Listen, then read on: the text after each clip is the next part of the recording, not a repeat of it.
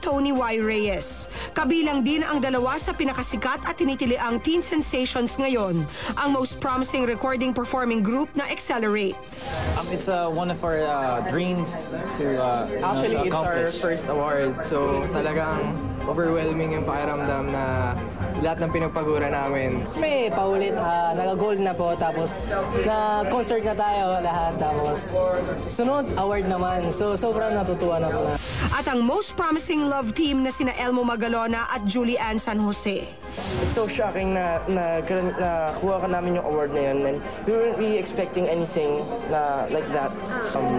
It really shows something that we're doing something in this industry, and yun nga, ituloy pa yung ginagawa namin kasi in-enjoy naman namin and gusto namin yung ginagawa namin. Nakaka-flatter po, and syempre masaya po kasi sa dinami-dami po, parang kami pa po yung nanalo. Sure, gagalingan pa po namin, and syempre inspired po kami dahil po sa inyo, kaya maraming salamat po sa suporta.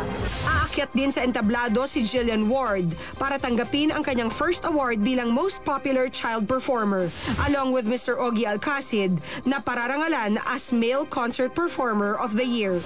Salamat sa Guillermo Mendoza Foundation. Alam mo, actually, medyo nakakailang beses na akong nanalo dyan, but di po sila nakakalimot na magbigay pugay. I share this award, of course, with my wife. Yes. And sa lahat po na sumusuporta sa akin. Maraming salamat po. Tinanghal din na most popular news program naman ang 24 Oras. At di naman pahuhuli ang SC host na si John Sweet Lapos na itinanghal bilang Comedy Actor of the Year. Mula sa Showbiz Central,